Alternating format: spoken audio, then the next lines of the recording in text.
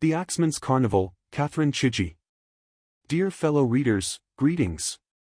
Today, we are going to step into a fictional world that touches the wounds of history, while also confronting questions of identity and the violence-scarred self. The Axeman's Carnival, written by Catherine Chidgey.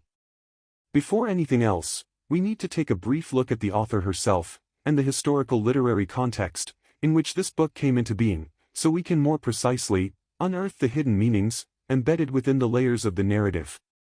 Catherine Chidgey is a New Zealand author who emerged on the literary scene in the 1990s. Her works usually combine historical research, an attentive eye for everyday detail, and a focus on the psychology of her characters. In her writing, Chidgey often explores the boundary between the private and the public. How history shapes individual lives. How both great and small acts of violence help construct identity. And how memory and silence can carry the weight of guilt or abandonment. She is a writer, patient enough to create meticulously detailed spaces, and bold enough to confront the less comfortable corners of human nature. The Axeman's Carnival is an example of this very approach. A novel rooted in socio-historical contexts that also strives, through individual narratives and at times violent scenes, to pose important questions about the normalization of abuse, the delineation of identities, and the psychological impact of tragedy on human beings. The title itself, Axeman's Carnival, presents a paradoxical image. The word Axeman, symbolizing action and violence, paired with carnival, a symbol of spectacle, surface-level joy, and organized chaos. This pairing promises a story both turbulent and deliberate. A place where violence and festivity, history and performance, are tightly intertwined. From a historical and geographical perspective, Chidgey works with textures that seem both local and universal. The everyday details of urban or rural life that can reflect structures of power, gender, and class. In this text, we find traces of social tensions, unspoken class boundaries, and hidden histories, signs that the author reveals quietly, and at times, mercilessly. Unlike purely historical novels, the atmosphere of this narrative situates us in a psychological landscape, one where the past is not merely a backdrop, but an active force, shaping behaviors and identities. Chidgey's style, in this work, is a blend of meticulous descriptive precision and a sometimes bitter frankness in addressing violence and its consequences. She is among those authors who communicate with the reader in a manner that is both direct and layered. Her words and images not only construct atmosphere, but also impose ethical and existential questions upon the reader. Her storytelling is in no way detached from emotion, yet it is never sentimental. Rather, through the careful display of detail, she compels the reader toward judgment and reflection. Before we move into a plot summary, it is worth holding on to two important points. First, despite the explicitness of certain scenes, this novel is deeply invested in probing the boundaries of individual and collective responsibility. Second, the structure and narrative perspective are deliberately designed to prompt the reader to revisit and re-examine established truths and narratives. The Axeman's Carnival tells the story of lives bound together in tenuous and sometimes violent ways. The narrative's starting point is often a key event or the presence of a central character, elements that, at first glance, may seem ordinary or everyday, but quickly reveal themselves as reflections of deeper wounds and failures. At the heart of the story, we find characters each in their own way entangled with history, family, or memory, people striving to construct meaning or identity for themselves while remaining unable to escape the consequences of past actions and decisions. Structurally, the novel employs multiple narrators or perspectives, or at least shifts in narrative location and focus from one character to another, allowing events to be seen from different vantage points and challenging a one-dimensional understanding of truth. The storytelling often rests on everyday details and scenes that may appear trivial at first, but gradually disclose their symbolic and psychological weight.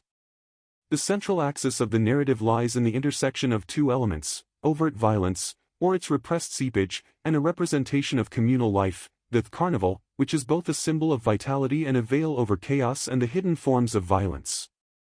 The characters wrestle with questions of belonging and alienation, revenge or forgetting, efforts at reconstruction or the urge to flee the past. Some relationships in the story are built on fragile trust, others on deliberate lies or silences.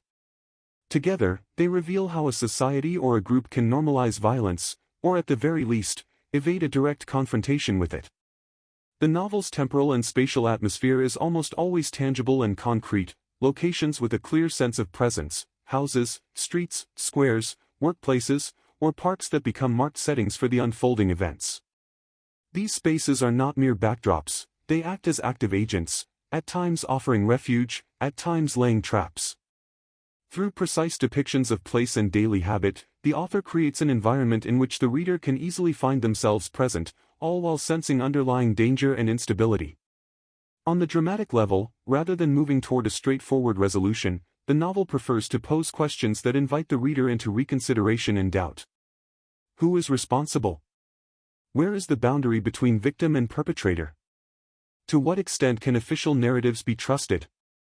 The author lays these questions out slowly and, instead of offering simple answers, leaves space for reflection and dialogue. Put very briefly, the Axeman's Carnival is the story of people caught in the tangle of history and emotion, where performance and reality intermingle, and where every action, large or small, reflects deeper layers of psyche and society. This spoiler-free summary should awaken your curiosity, not dull it. In the next sections we will move into the analysis of characters, relationships, and symbols, to see how these elements form the novel's fabric and what questions they raise about morality, identity, and history. In this section, we turn to the psychological depths of the characters. To see who stands at the center, what drives them, and how their relationships shape the novel's moral and dramatic structure. The focus is on a handful of central figures, the protagonist or protagonists, a range of antagonists or destructive forces, and supporting characters, with symbolic or catalytic roles. The aim is to reveal how individual behaviors and choices intersect with history and environment, and how silences and disclosures create new layers of meaning. 1. Protagonist/narrative center. In this novel, the protagonist is often a complex, wounded figure. Someone with clear desires and needs, yet struggling with a heavy past, or an inner void. They may be caught between a longing to connect with others and a deep-seated fear of being hurt. Their everyday actions, seemingly minor choices, gradually acquire larger significance. This is Chidgey's technique for showing how daily life can become the stage where hidden tragedies play out. One key question about the protagonist is whether they change over the course of the narrative. Chidgey often illustrates that real change is gradual and sometimes jarring. But in some cases, characters may remain trapped in cycles of repeated behavior, reflecting structural resistance, internal or external, to transformation. 2. Antagonists and destructive forces. The antagonists are not necessarily a single person or a clearly identifiable figure. They may be a web of institutions, collective silences, or social contracts that normalize violence. At times, a specific individual plays the destructive role. Someone who, directly or symbolically, triggers crises. While at other times, the environment, or history itself, takes on the shape of an antagonist. Often, tensions arise from the clash between individual needs and social expectations. The novel shows how economic pressures, emotional repression, or gender norms can give rise to violence or invert meanings. 3. Supporting characters and representational roles. These figures highlight aspects of the protagonist's past, or bring hidden secrets and contradictions to light. They also help the narrative sketch a social and historical network, acting as points of contact between individual and community. A seemingly minor neighbor may carry a crucial memory. An old romantic relationship may illuminate the mechanisms of revisiting or refusing the past. 4. Relationships, trust, betrayal, silence. One of the core themes in the novel's relationships is the fragile architecture of trust. Relationships are tested by small, seemingly trivial trials. And it is in these moments that reactions and decisions later yield heavier responsibilities and consequences. Silence in this novel acts as an action in itself. It can be protective.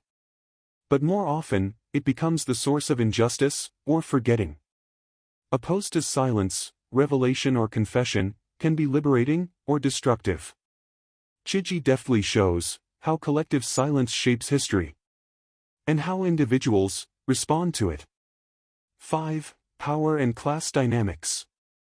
Economic or positional differences are not only the backdrop for conflict, but a driver of it. Relations across class lines often come with inequities, hidden anger, and a sense of injustice, which may surface as acts of violence or social withdrawal.